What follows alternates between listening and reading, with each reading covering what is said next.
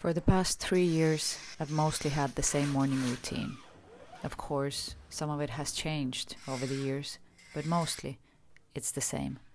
Working independently has its benefits, but also without structure, I've developed my own structure, quite a rigid one. I wake up at 6:30 or 7 if I'm feeling tired and make myself some coffee. I meditate for 10 minutes and say my affirmations. Then I check all the metrics on all my platforms to see whether any of them have performed well. After that, I write down the goals for the day to see more clearly what needs to get done. And oftentimes it's a lot. After having somewhat of a structured plan for the hours ahead, I do some radio frequency and gua sha, because no one is safe from aging.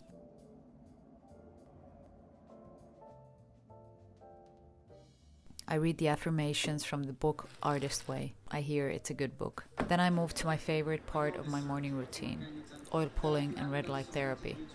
I love how I can do them both at once and still be on TikTok. After 15 minutes, I move to do some EFT. I usually watch some videos I've saved on my phone, checking it off the list, so it's a win. There's still dry brushing and energy release exercises. I sometimes skip this step. Energy exercises have been so helpful in moving stuck energy from my body. I dread this one every morning.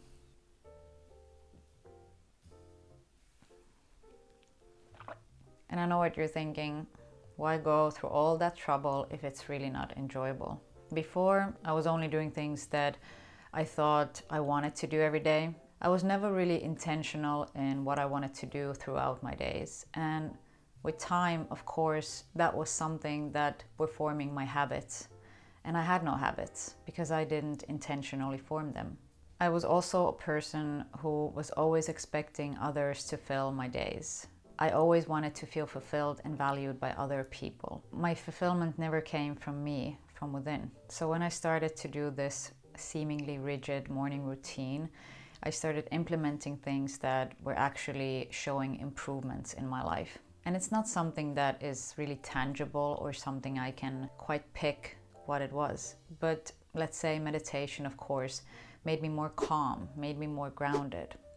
When I was doing EFT, it really helped with my anxiety and my low self-worth.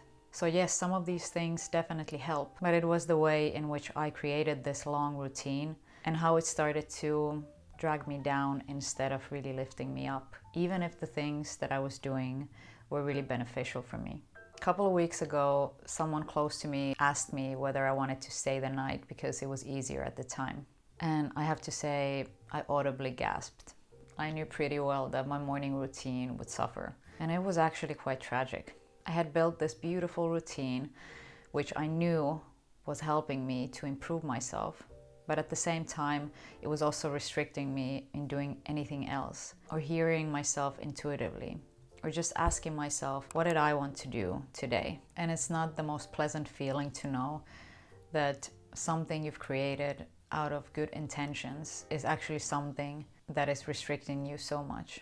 And this actually made me realize maybe my morning routine was a way for me to control my life. It made me feel a bit better about myself during the days when I didn't have anything else to do because it gave me purpose. But that's exactly what it was. It was just a list of things that I needed to do. So my enjoyment in doing these things actually started to slowly disappear.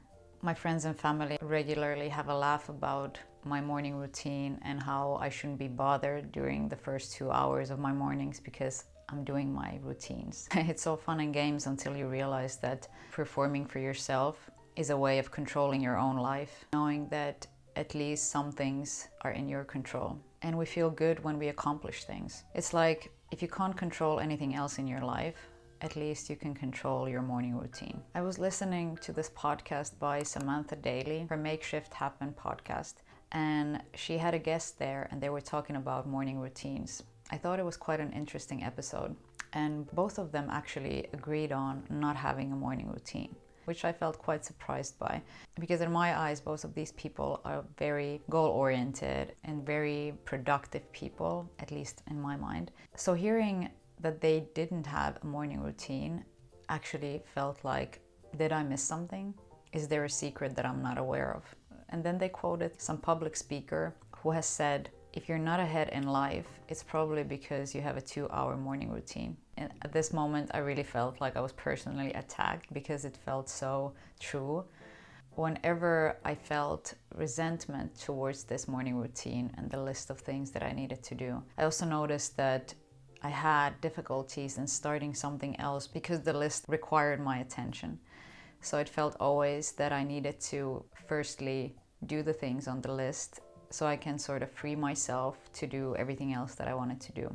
I had a discussion today with a friend of mine, and I had a realization when I told her that after going through the list, after quote unquote being productive in my morning routine, I would give myself the pleasure of enjoying the rest of my morning or the rest of my day.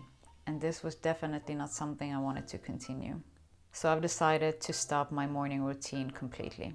And it felt quite freeing to hear myself decide this. Of course, I'll still be waking up and drinking my coffee and doing my meditation, because meditation has actually been one of these things that I'm looking forward in doing. It actually leaves me really grounded, and it helps me with my intuition so I can hear clearly what my body and soul needs at that exact time. And because mornings are quiet and still and everything is kind of just starting out, I'm more attuned to hearing intuitive ideas, maybe things that I need to do even if I haven't planned in doing them. If I want to go for a walk in the morning, I will do that. If I feel like writing, I will write. It almost feels like I've given myself permission to do so, to enjoy my life. Because if I'm looking for more stillness, I need to be able to let go of control, to know that everything's going to be okay, and I don't need to know all the time what's going to happen next and how it's going to intervene with my plans. My Virgo sun is not pleased, and I'm pretty sure my Capricorn moon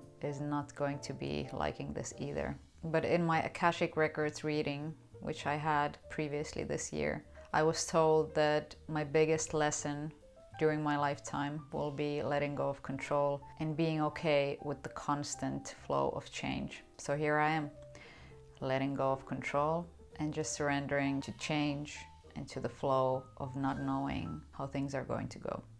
But surely I'll find another better morning routine, one which I can enjoy, which isn't made into a list, which gives me more energy and doesn't drain me. And everything else that was on my list, if I feel like doing them, I'll eventually find myself doing them. And I'm excited to see how this goes.